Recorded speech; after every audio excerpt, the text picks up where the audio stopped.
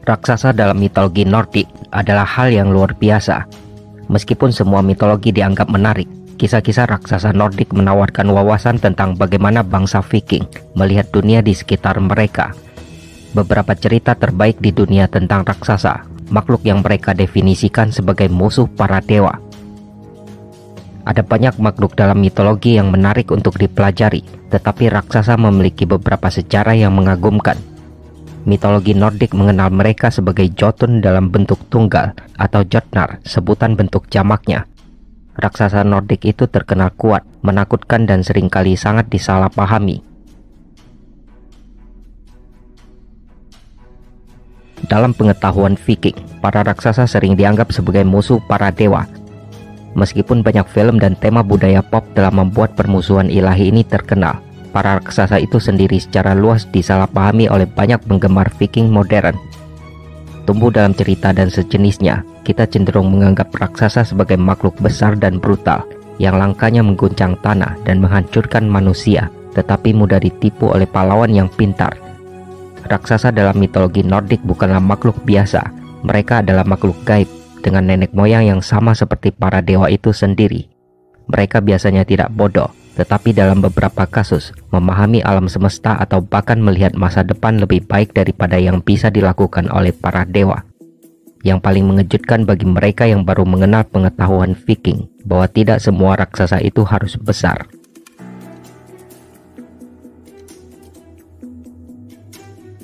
Raksasa dianggap sebagai makhluk pendiri asli di puncak pohon keluarga Nordik. Dewa yang lebih dikenal seperti Odin dan Thor, semuanya adalah keturunan langsung atau tidak langsung dari raksasa ini. Raksasa pertama Ymir muncul dari kekacauan primordial ketika dunia api dan es bersatu dalam jeritan mendesis yang luar biasa.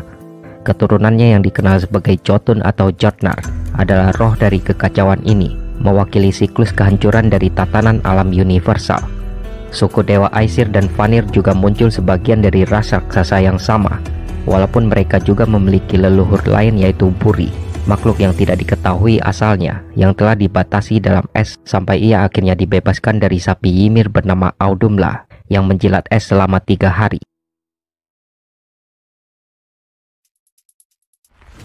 Buri adalah ayah dari Bor dan kakek dari 3 dewa Aesir pertama, yaitu Odin, Vili, dan Ve. Tampaknya ada banyak permusuhan dan persaingan antar ras setelah beberapa generasi. Dan saat raksasa mulai berkembang biak, para dewa menjadi khawatir. Odin dan saudara-saudaranya memutuskan bahwa Ymir dan sejumlah raksasa es yang dia lahirkan merupakan ancaman besar bagi tatanan dunia. Jadi mereka memutuskan untuk membunuhnya. Dari mayat kolosal Ymir, para dewa bersaudara membentuk dunia seperti yang diketahui oleh bangsa Viking, termasuk langit di atas. Darah Ymir membentuk lautan dan samudra, serta menenggelamkan semua raksasa es kecuali satu, Bergelmir, yang berlayar ke tempat aman dalam batra yang dibuat dari batang kayu, dan darinya raksasa masa depan akan diturunkan. Dari tubuh raksasa, Odin dan saudara-saudaranya menciptakan bumi, dan dari batang kayu di bumi, pria dan wanita pertama terbentuk. Tulang Ymir menjadi batu besar dan tebing, tengkoraknya menjadi langit, otaknya menjadi awan, dan rambutnya berubah menjadi hutan pepohonan. Bahkan bulu mata Ymir digunakan untuk membuat batas untuk menahan raksasa di kemudian hari dari Midgard atau dunia manusia. Jadi dalam kematian, Ymir memainkan peran sentral dalam menciptakan dunia di mana para dewa Viking hidup dan bertempur. Sebagian besar pertempuran mereka dilakukan melawan musuh bebuyutan mereka, para Jotun atau Jotnar. Ymir adalah nenek moyang tidak hanya dari seluruh garis keturunan raksasa es dalam mitologi Nordik, tetapi secara abstrak bahwa para dewa dan seluruh umat manusia dapat melacak awal mereka kembali ke Jotun raksasa ini. Meskipun Viking mengidolakan dan menghormati dewa-dewa Nordik mereka, dapat dikatakan bahwa eksploitasi heroik Thor, Odin, dan teman-temannya tidak akan sehebat dan mengesankan jika bukan karena Jotnar memainkan peran antagonis. Dalam beberapa kasus, Jotnar datang untuk membantu dewa-dewa Nordik atau bergabung dengan mereka dalam pertempuran, bahkan dalam hubungan perkawinan. Meskipun ada banyak jenis raksasa yang berbeda, raksasa es mungkin yang paling terkenal dari semuanya. Makhluk-makhluk ini tinggal di Jotunheim, salah satu dari 9 dunia di pohon dunia Yggdrasil dalam mitologi Nordik. Berada di sebelah timur Midgard, tidak banyak informasi tentangnya dalam cerita. Benteng terkuat mereka bernama Utgard, terletak di salah satu tempat di Jotunheim. Dunia para raksasa Jotunheim terpisah dari dunia manusia Midgard dan dibatasi oleh pegunungan tinggi serta hutan belantara. Jotun yang tidak tinggal di Jotunheim biasanya tinggal di goa-goa dan di tempat-tempat yang gelap.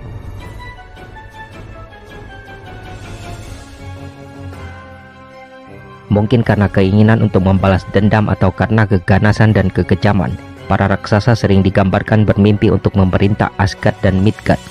Jotnar sering dianggap sebagai musuh para dewa Aesir, terus-menerus melakukan upaya untuk menyerang Asgard, membunuh para dewa atau mengambil para dewi sebagai istri mereka. Thor, dewa guntur dan putra Odin, biasanya adalah pembela utama Asgard dan sering melakukan perjalanan untuk berburu Jotnar. Namun tidak semua Jotnar adalah musuh Aesir. Beberapa di antaranya adalah sekutu. Banyak dari Aesir bahkan memiliki anak dengan Jotnar, dan mayoritas dari mereka memiliki setidaknya satu orang tua dari Jotnar.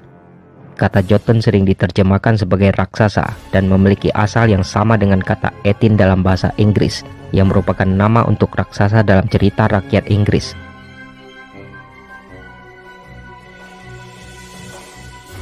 Namun ini tidak memberikan gambaran yang sepenuhnya akurat tentang Jotnar dalam mitologi Nordik, karena banyak dari mereka berukuran sama seperti para dewa. Sebaliknya, Jotnar tampaknya digunakan dengan cara yang sama seperti Aesir atau Vanir, yang digunakan sebagai nama sekelompok makhluk, bukan sebagai referensi untuk sifat fisik apapun. Sulit untuk mengetahui secara pasti apa kriteria untuk dianggap sebagai Jotun, ketika pada pandangan pertama, Jotnar tampaknya memiliki sangat sedikit kesamaan satu sama lain. Loki dan anak-anaknya adalah Jotnar yang paling terkenal dalam mitologi Nordik, dan bisa dibilang alasan utama mengapa Jotnar masih dianggap sebagai antagonis yang mengerikan hingga saat ini. Di Ragnarok, Loki memimpin pasukan kematian keluar dari Hel melawan Aesir. Fenrir dan Jormungand membunuh masing-masing Odin dan Thor. Namun tidak semua Jotnar adalah monster mengerikan. Jotun Gunnlod digambarkan sebagai wanita yang baik dan manis, dan Jotun Gerd begitu cantik sehingga Frey menyerahkan pedang magisnya untuk mendapatkan kesempatan menikahinya. Pilihan yang akhirnya mengarah pada kematiannya di tangan Jotun Sword di Ragnarok.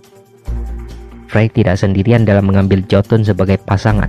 Ayahnya sendiri niat menikahi Jotun Skadi. Secara umum, ketika Aesir tidak melawan Jotnar, mereka memiliki hubungan baik. Selain itu, mayoritas Aesir memiliki setidaknya satu Jotun sebagai orang tua, termasuk Thor yang ibunya adalah Jot, dan Odin sendiri ibunya Besla.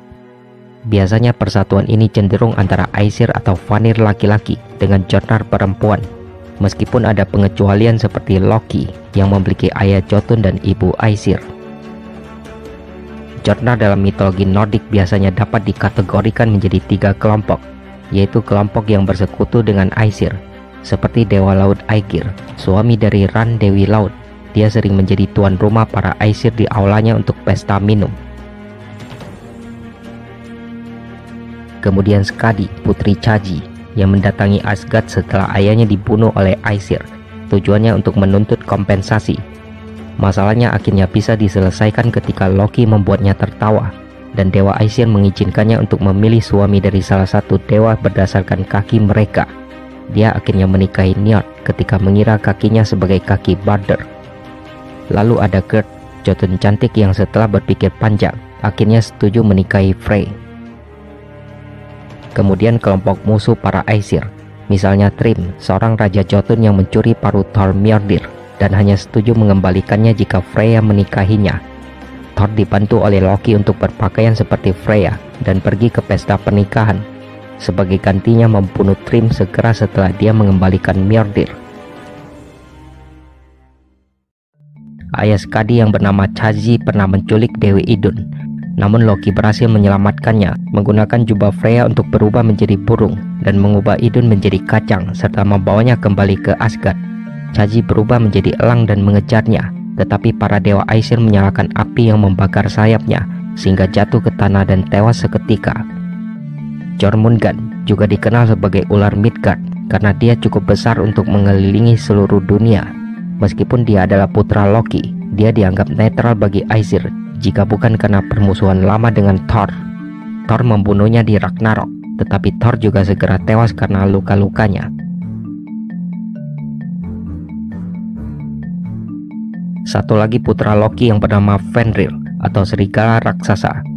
Dia awalnya tinggal di antara Aesir sampai tumbuh begitu besar sehingga para dewa menjadi takut padanya dan menipunya untuk diikat dengan rantai. Meskipun dalam prosesnya Dewa Tyr harus kehilangan tangannya.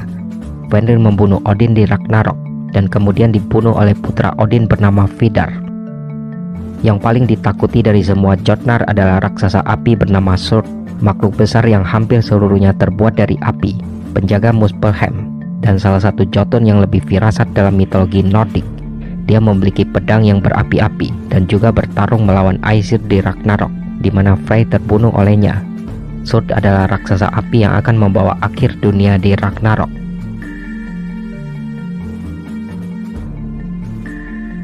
Kemudian ada juga kelompok Jotun yang netral terhadap Aesir, seperti contohnya Hel, putri satu-satunya Loki.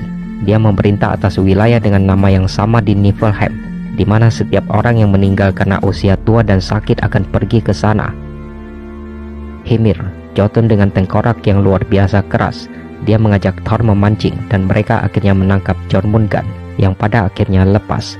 Thor dan Jormungand akan bertarung kembali untuk terakhir kalinya di Ragnarok.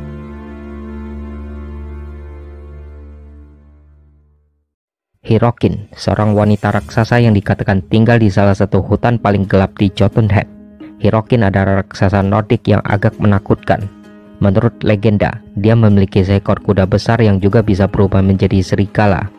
Dia sering menggunakan tongkat yang terbuat dari ular berbisa untuk mengendalikan kudanya ketika dalam bentuk serigala. Hirokin cukup kuat. Dia pernah mengunjungi Asgard untuk membantu menarik kapal Balder keluar dari laut karena tidak ada dewa yang cukup kuat, bahkan Thor sekalipun.